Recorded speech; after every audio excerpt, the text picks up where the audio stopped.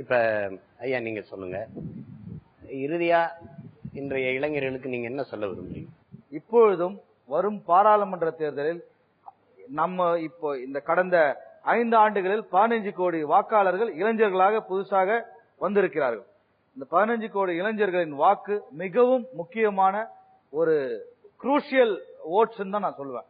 அதே மாதிரி இந்த 120 கோடி ஜனத்தொகையில 50 கோடி இளைஞர்களுடைய வாக்குகள், அதுவும் மிக்க ஒரு 60 மோர் தென் தி 50% ஆஃப் தி மக்கள் தொகை வந்து இளைஞர்கள். இந்த நாட்டுடைய இளைஞர்களும் அந்த ஆண்களும் பெண்களும் சார்ந்து அந்த வயதுக்கு இளைஞர்களாக இருக்கிறார்கள். இவர்கள் வந்து முதலில் அவர்கள் சிந்திக்க வேண்டியது நாட்டை சிந்திக்க வேண்டும், வீட்டை சிந்திக்க வேண்டும், அவர்களை பற்றி சிந்திக்க வேண்டும், இந்த நாட்டில் உள்ள தலைமையை பற்றி சிந்திக்க வேண்டும். இந்த மாநில உதாரணத்துக்கு தமிழகத்தில் யார் அவர்களை ஆட்சி செய்ய வேண்டும், அவர்கள் யார் தேர்ந்தெடுக்க வேண்டும், அவர்கள் எப்படி இருக்க வேண்டும், தாங்கள் எப்படி எந்த விதமான ஒரு அரசியல் தலைவரை அவர்கள் தேர்ந்தெடுக்க வேண்டும், அவர்களுக்குள்ளே ஒரு நேர்மையான ஒரு சிந்தனை வரும்போது நிச்சயமாக மாறுதல் ஏற்படும். ஆனால் ஒரே அனைத்து கட்சியில் எடுத்தால் 42 வயதில் உள்ள ஒரே தலைவர் இளம் தலைவர் ராகுல் காந்தி தான். வேற எந்த அரசியல் கட்சிக்கும் அந்த பெருமை கிடையாது. இளைஞர்கள் தலைமை கொண்டிருக்க ஒரே கட்சி காங்கிரஸ் கட்சி தான். அவர்தான் எதிர்கால இந்தியா.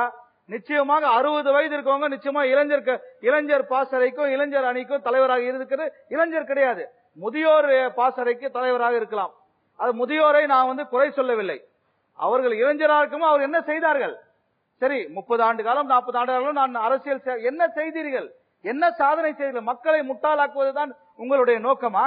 மக்களை ஏமாற்றுவதுதான் உங்களுடைய நோக்கமா? இளைஞர்களை ஏமாற்றுவதுதான் உங்களுடைய நோக்கமா? நீங்கள் இளைஞர்களாக இருக்கும் என்ன செய்தீர்கள்? அதாவது கதை, வசனம், திரைக்கதை எல்லாம் அருமையாக பேசலாம். ஆனால் ஒரு ரீவைண்ட் பண்ணி பிளாஷ்பேக்ல செய்து பாருங்கள். நீங்கள் இளைஞராக இருக்கும் நாட்டு மக்களுக்கும் தமிழக மக்களுக்கும் இந்திய மக்களுக்கும் என்ன செய்தீர்கள்? தலைவர் ராஜீவ் காந்தி இந்திய மக்களுக்கு என்ன செய்தார்கள் நான் மார்த்தட்டி சொல்கிறேன். மருத்துவருக்கு கோபம் பொத்துக் கொண்டு வருகிறது. ஏனென்றால் அவரால் ராஜீவ் காந்தி ஏதோ காரணங்களுக்காக ராஜீவ் காந்தி ஏற்றுக்கொள்ள மாட்டேங்கிறார்.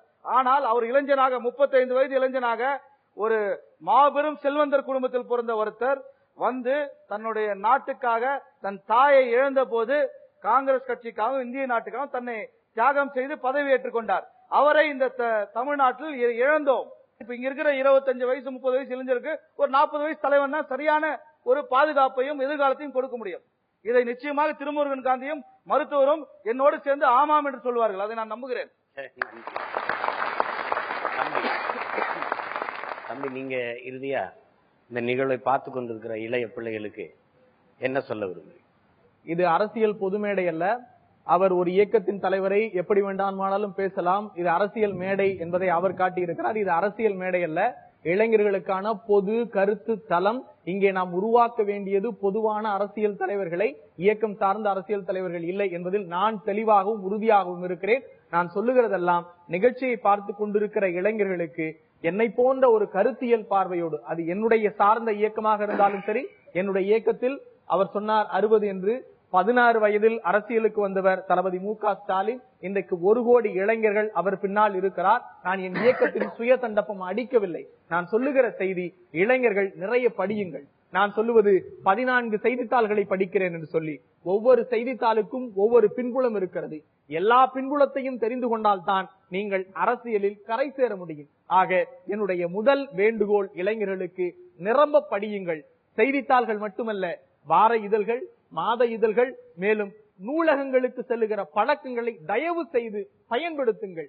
ஆக இந்த விஷயத்தை தொடர்ந்து செய்தால் நீங்களும் அரசியலில் வரலாம். தலைமையை ஏற்றுக்கொள்ளக்கூடிய, அங்கீகரிக்கக்கூடிய, ஒத்துழைப்போடு நீங்களும் சாதனை படைக்கக்கூடிய அரசியல் தலைவராக வர முடியும். அதற்கு நானே சாட்சி, அதற்கு திமுக கழகமும் சாட்சி.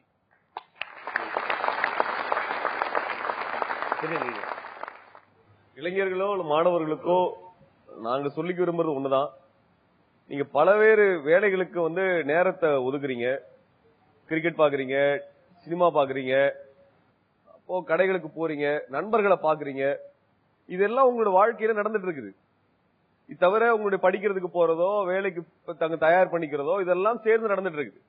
ஆனால் இதை விட மிக முக்கியமாக உங்களை எதெல்லாம் பாதிக்குது, உங்களுக்கு என்னென்ன பிரச்சனைகள் உருவாகுது, இந்த பிரச்சனைக்கான அடிப்படை காரணம் என்ன, அப்படிங்கறத பத்தி பேசுவதற்கோ செயல்படுவதற்கோ ஒரு நேரத்தை ஒதுக்குங்க. அதாவது தமிழ்நாட்டை தவிர மேற்குலக நாடுகள்ல பாத்தீங்கன்னா பல்வேறு போராட்டங்கள் நடக்கிறது. அங்க சாதாரண ஒரு பிரச்சனைகள் வந்தால் ஒரு அரசாங்கம் தவறான கொள்கை எடுத்துருச்சுன்னா உடனடியாக போராட்டம் நடக்குது.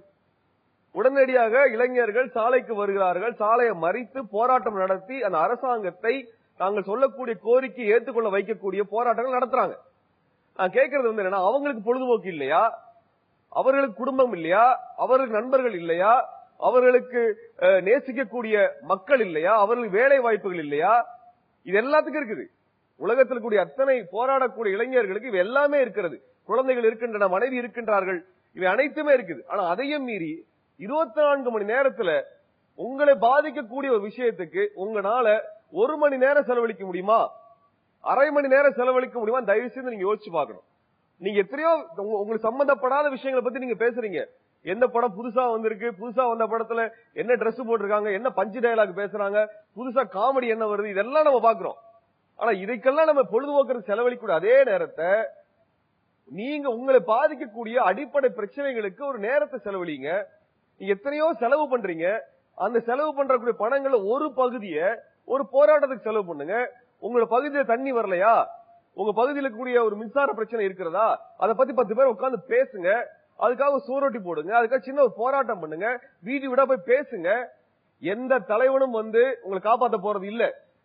நல்லா தெரிஞ்சுக்கோங்க, எந்த தலைவனும் உங்களை காப்பாற்ற போறது கிடையாது. உங்களுக்கான போராட்டத்தை நீங்க தான் நடத்தணும். ஏன்னா அவங்க எல்லாம் மிகப்பெரிய பணக்கார குடும்பங்களிலிருந்து வந்தவர்கள். அவர்களுக்கு நம்மை போன்ற சராசரியான ஏழைகளை பற்றி எந்த பிரச்சனையும் அவர்களுக்கு தெரியாது. அவர்கள் பரம்பரையாக உங்களை ஆண்டு கொண்டிருப்பவர்களுடைய அடிப்படை பிரச்சனை என்னன்னா, அதிகாரத்தை எப்படி கையில வச்சுக்கிறது அப்படிங்கறதா. அதை தவிர வேற எந்த பிரச்சனையும் கிடையாது. அதை தவிர என்னைக்கு அவங்க வந்து காரியாபட்டிக்கோ அல்லது வந்து இங்க இருக்கக்கூடிய ஏதோ குப்பத்துக்கோ வந்து பார்த்தவங்க கிடையாது. இங்க ஜாதி பிரச்சனை எவ்வளவு தூரம் மோசமா இருக்குங்கிற பத்தி அவங்களுக்கு அக்கறையே கிடையாது. அதை பத்தி என்னன்னே தெரியாது. ஜாதியா அது எங்க இருக்குன்னு கேட்பாங்க அவங்க.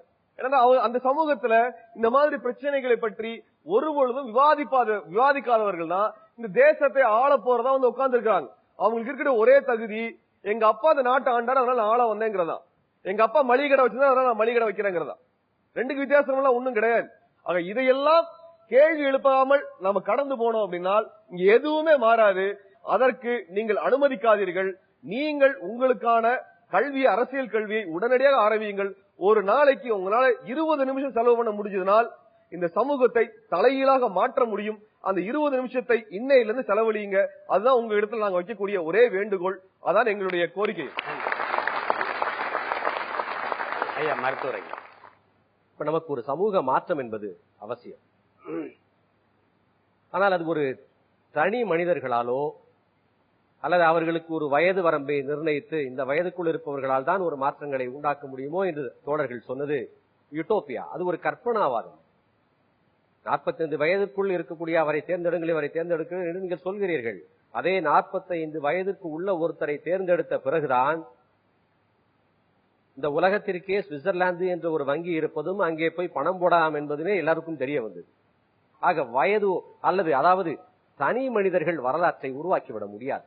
வரலாறு என்பது வரலாற்றிலே தனி மனிதர்களுக்கான பாத்திரங்கள் இருக்கிறது. ஆனால் வரலாறு என்பதே முழுமையாக தனி மனிதர்களுடைய வேலை அல்ல. அது ஒரு சமூகத்தினுடைய தொகுப்பு. ஆக இந்த மாற்றங்கள் என்பது நம்மிடமிருந்து வர வேண்டும். இன்னும் தெளிவாக சொல்ல வேண்டும் என்று சொன்னால் நான் அதுவாக முடியுமா, நான் இதுவாக முடியுமா என்பது அல்ல இங்கே பிரச்சனை. இயங்க வேண்டும். இயங்குதல் தான் பிரச்சனை. நாம் என்னவாக போகிறோம் என்பது அல்ல பிரச்சனை. இயங்க வேண்டும். கடைசி வரை தன்னுடைய வாழ்நாளின் கடைசி நாள் வரை எந்த விதமான பலனையுமே அனுபவிக்காமல் செத்து போனவன் தான் கார்ல் மார்க்ஸ். ஆனால் அவன் கடைசி வரை இயங்கினான். தன்னுடைய மூலதனம் அச்சிடப்பட்டதை கூட அவனுக்கு தெரியாது, முதல் தொகுதியை தவிர. ஆனால் அவன் கடைசி வரை இயங்கினான். சுதந்திரம் அடைந்து விட்டோம் என்று பாடினானே பாரதி, அவன் சுதந்திரத்தை பார்க்கவில்லை. 33 வயது வரை அவன் இயங்கினான். இயக்கம்தான் இங்கே அரசியல், இயக்கம்தான் இங்கே அவசியம் என்ற உணர்வு நமக்கு மீண்டும் மீண்டும் தெரிவிக்கப்பட வேண்டும், மீண்டும் மீண்டும் நாம் உணரப்பட வேண்டும் என்று சொன்னால், ஒரு புகைப்படம் ஒன்று இருக்கிறது, அது எங்கேயாவது கிடைத்தால் அதை நம்முடைய வீட்டின் முற்றத்திலே மாற்றுவோம். 93 வயதிலே மூத்திரை சட்டியை தூக்கி கொண்டு பெரியார் நடந்து விடும் அந்த புகைப்படத்தை பார்த்தோம் என்று சொன்னால் இயங்க தோன்றும். அந்த இயக்கம் தான் நமக்கு தேவை. ஹிட்லருடைய அந்த நாஜி படை ஒவ்வொரு வீடாக புகுந்து குழந்தைகள் கம்யூனிஸ்டுகள் புராட்டஸ்டன்ட்கள் என்று பார்த்து கொன்று கொண்டிருக்கிறது. அந்த சமயத்திலே பாஸ்டர் என்று சொல்லக்கூடிய அந்த கிறிஸ்தவ போதகர் பாஸ்டர் நேமுல்லர் அவர்கள் இந்த கவிதையை எழுதுகிறார். அந்த கவிதை இப்படி போகிறது. அவர்கள், அதாவது அந்த நாசி ராணுவம், அவர்கள் யூதர்களுக்காக வந்தார்கள். நான் எதுவுமே பேசவில்லை, காரணம் நான் யூதன் இல்லை. அவர்கள் தொழிற்சங்கவாதிகளுக்காக வந்தார்கள். நான் எதுவும் பேசவில்லை, காரணம் நான் தொழிற்சங்கவாதி இல்லை. அவர்கள் புராட்டஸ்டன்ட்களுக்காக வந்தார்கள். நான் எதுவும் பேசவில்லை, காரணம் நான் தொழிற்சங்கவாதி இல்லை. அவர்கள் கம்யூனிஸ்டுகளுக்காக வந்தார்கள். நான் எதுவும் பேசவில்லை, காரணம் நான் கம்யூனிஸ்ட் இல்லை. கடைசியில் அவர்கள் எனக்காக வந்தார்கள். அப்போது எனக்காக பேச அங்கே யாருமே இல்லை என்று சொன்னார். அடுத்தவருக்காக பேசுவோம், இயங்குவோம்.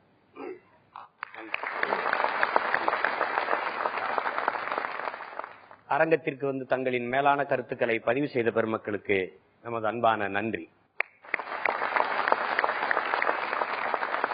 எனது அன்பு உறவுகளே, இளைஞர்கள் ஏன் அரசியலுக்கு வர தயங்குகிறார்கள், இளைஞர்கள் மாணவர்களுக்கு அரசியல் தேவையா தேவையில்லையா என்பதை பற்றி விவாதித்தோம். அரசியல் ஒரு சாக்கடை, அரசியல் அயோக்கியர்களின் புகழிடம் என்றெல்லாம் இங்கே சொல்லப்படுகிறது.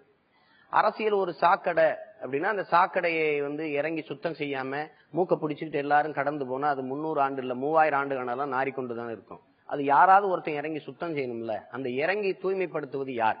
இந்த கேள்வி நமக்கு எழுது. சுத்தம் சுகம் தரும் என்று எல்லா சுவற்றிலும் எழுதி இருக்குது, நாம் படிக்கிறோம். ஆனால் இறங்கி கூட்டுவது யார்? தெருவை இறங்கி கூட்ட போவது யார் என்ற கேள்வி நமக்கு எழுது.